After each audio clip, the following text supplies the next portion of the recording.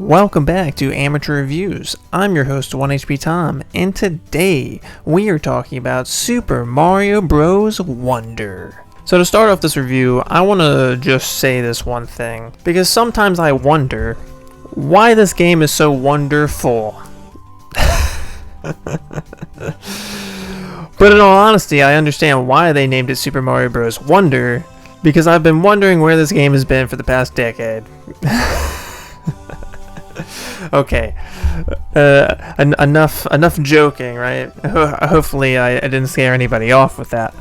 But this game seriously is fantastic, and just the direction they went with the game was something that 2D Mario definitely needed after having the stagnation from the new Super Mario Bros.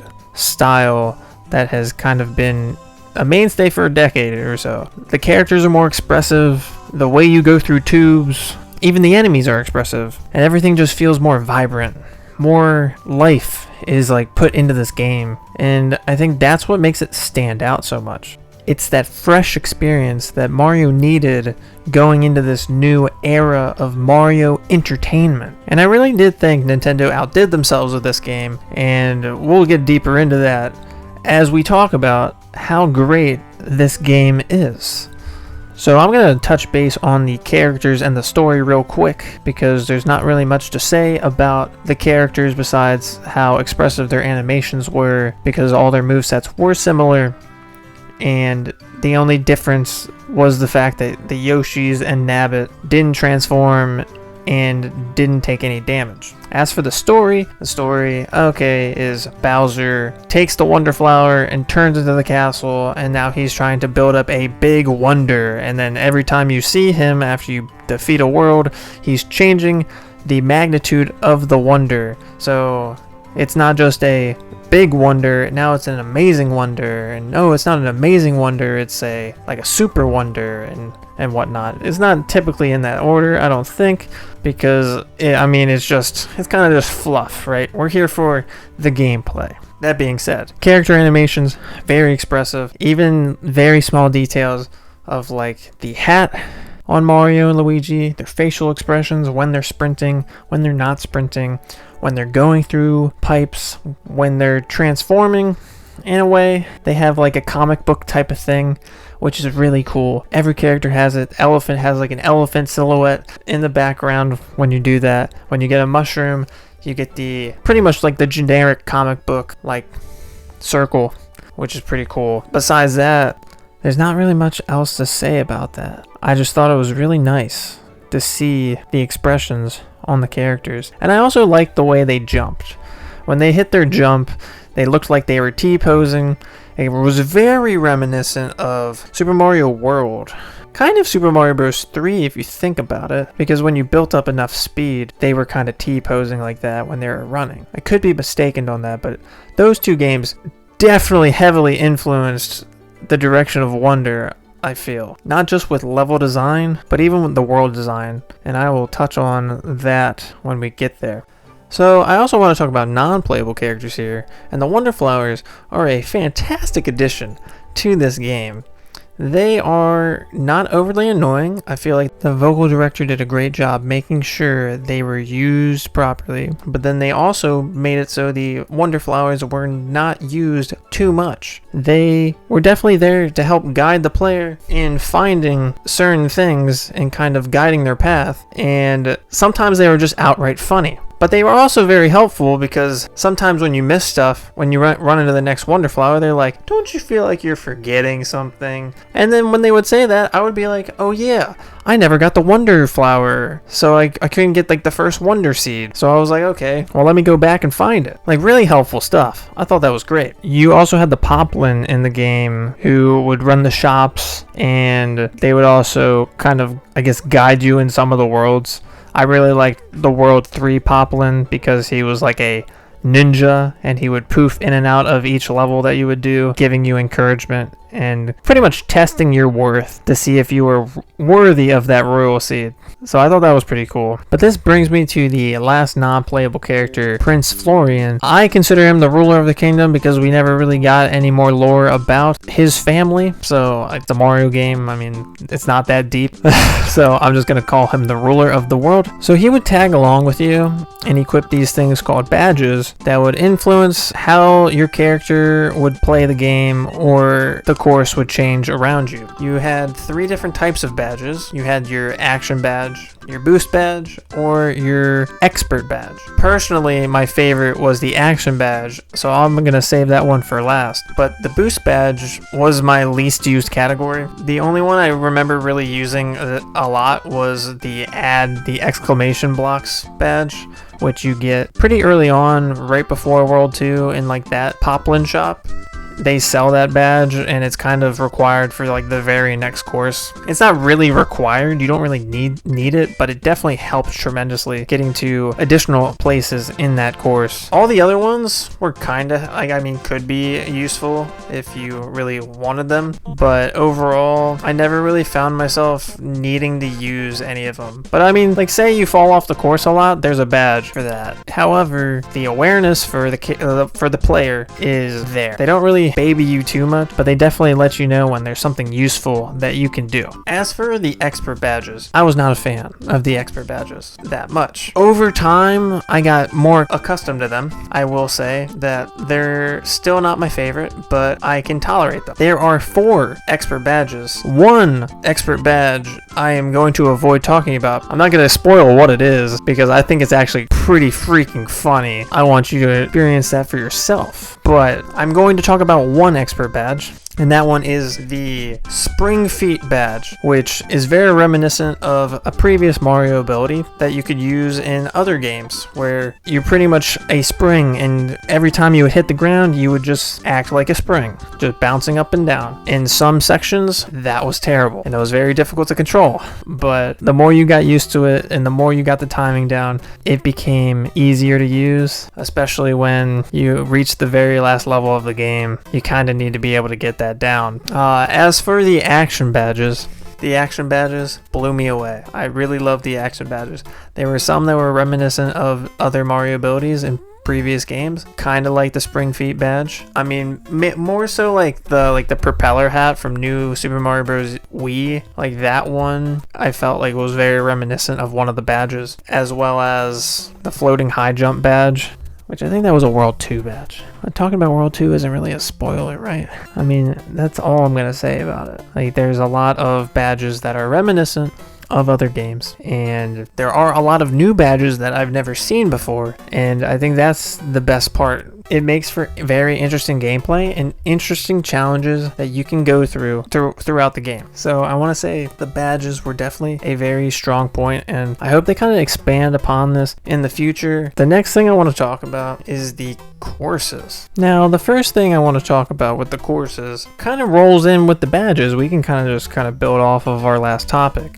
There were badge challenge courses. They all had like the same theme, which was fine. I mean, most of the music in this game, from world to world, it was more of a, this is the world theme, this is the music that fits this, like all the courses. Perfectly fine. Didn't really have an issue with that. So these badge challenges were specific and made for the badge that they wanted you to use. They only really pertain to the expert badges and the action badges, which is fine because the boost badges were just for like the main courses for the most part. Anyway, the challenges were really cool. There were so many challenges where I did them and I was like, wow, this is incredible. This is amazing. Because the game feels mechanically good, and Mario's always just been mechanically good. The physics in Mario are just top tier. So because the game feels this way, doing these badge challenges really just came down to how good you are with that badge. Some of them were like blew me away with how creative they were, and some of them like I just wanted to keep playing. I just wanted to do the challenge again because I felt like it was almost too short, because I wanted just something longer because it was just that much fun. Thankfully, there was at least 2 badge challenges per badge. So the first one was more like an introduction on, oh, here's a new badge, try to get a feel for it. They'll even like have like a guided line for a little bit, kind of showing you how the badge works. But then, like say in a couple worlds, they'll have a challenge for that badge again, and they'll be like, okay, show us if you really mastered this badge, which I thought was great. But what's even better is that there does come a point where they're like, okay, well, here's the ultimate badge challenge. Show us what you got, you know? And that badge challenge was very difficult because it took me over 4 hours to even figure out how to make it to the end. That's how hard it was. But it was worthwhile, and it was probably one of my favorite courses to do, besides another course that I'll talk about when we get a little bit further into the types of courses there were.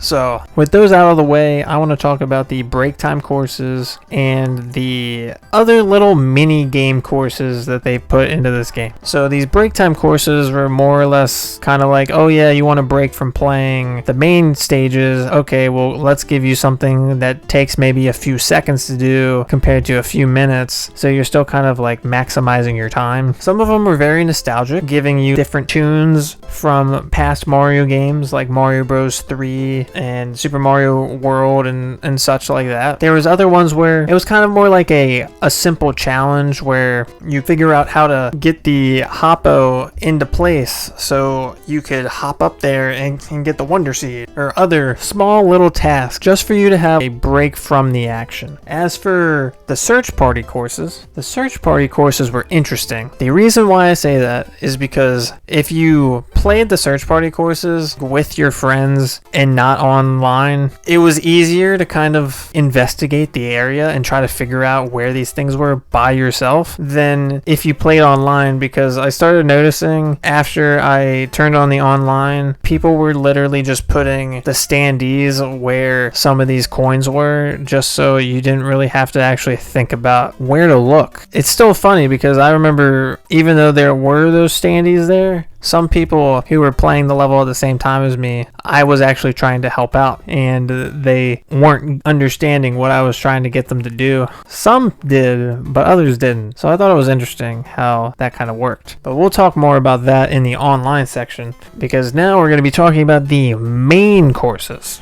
Now, the main courses were phenomenal, and I don't want to say that lightly. Honestly, they were. Enemies never felt like they were overused. There was new enemies in almost every single level. The way the Wonder Seed changed that specific level was unique. There was never really any overlap with the Wonder Seed or Wonder Flower effects on the level. Everything was really well done. If you asked me my favorite course, I could probably give you an answer just based off of some of like the more difficult ones, because I like basing them off of those. But even then, there were so many courses that were like, wow. I just kept feeling amazed at the ideas that they were coming up with, wondering how they even came up with a lot of these ideas, because every course felt fresh. The pacing was fantastic. There was you walking on walls, there was hoppos getting really big and you bouncing off of them, and there was even bulls rushing at you in a herd and making a new path for you to go through. It was very unique stuff. I mean, there was even multiple concerts. It wasn't just World 1, 2. There were multiple concerts in this game,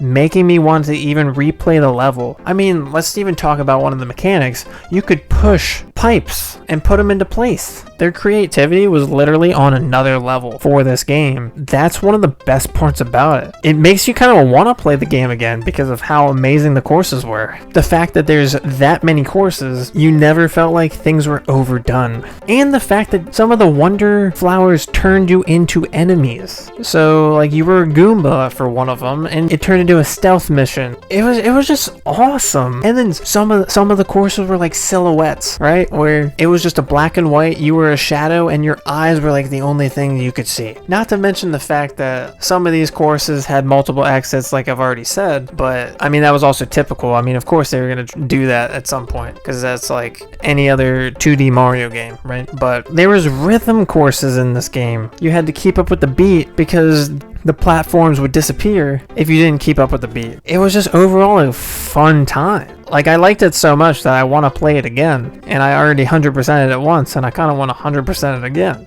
Like, that's how much fun this game was. Like, I definitely feel like they set a new standard for Mario games, but I mean, Nintendo's known for coming out of right field and doing this kind of thing with us. And it makes it really worthwhile to, I guess, anticipate what they can come up with next. I really do think that this game was perfect. I mean, they even labeled the difficulties of each level. Not to mention, I want to talk about this here, the way it's kind of set up like Super Mario World, where you can access the extra world at any point in time, and to progress in the special world you have to beat that world's thing. Like, this game, I would say, is a masterpiece. Like, I highly recommend anybody who wants to play a Mario game to play this, because you'll have a lot of fun. And I don't even want to forget this, but the online is actually really well done. There are things in this online that I didn't expect to be so good, because it's actually like you're playing with people in real time. When they're in that level, you're in that level at the same time as they're in that level. And I already touched on the fact that in like the search party levels, when you have to find stuff, people online have put standees where those flower coins are. So I guess the only drawback would be the fact that everybody has already marked where the wonder flowers are in the search party levels. So if you want more of a challenge, I would recommend turning off the online for those levels, which you can do at any point as well, which is another bonus. Like, you don't have to do it, because I played this whole game the first time around without it. But when I tried it because I wanted to talk about it, it was really cool. I was playing the online trying to get enough flower coins so I could get the last standee, right? And, or like all the, like the rest of the standees, because that aids to 100%. But I was having so much fun playing with the online, because you can kind of see where people are in the game depending on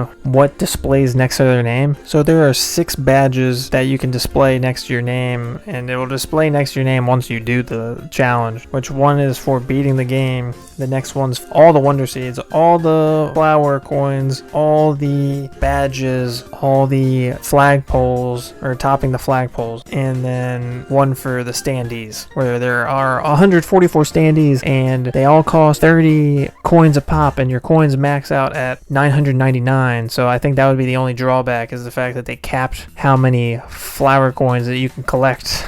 But besides that, I was just having such a fun time seeing where people were, how many medals they had, and then kind of helping those people who don't have any badges along, because it's like their first time playing. I was getting so caught up in helping people find different coins and like find different secrets in the levels. I really had a fun time doing that. Like, I really thought, oh well, if I play this game again, I'm playing with the online on the whole entire time, because this is actually really fun. Because if you stay close to other people too, that heart rating goes up if you hit the flagpole at the same time, or if you even help save them. If they like end up dying, they turn into a little ghost, your standee can save them, or you can physically save them yourself. It's really cool. It really adds nothing to the game, but it's just so much fun, because it's like you're connecting with the community even though you don't know who the heck they are. And you can also do it with friends. I noticed that some of the icons were actually very close together, right? And those people were playing together because the way they were playing the game too, but then also the way that their character icons were. In some instances, I guess having like collision is definitely helpful for little kids and stuff, where like you can kind of help them along.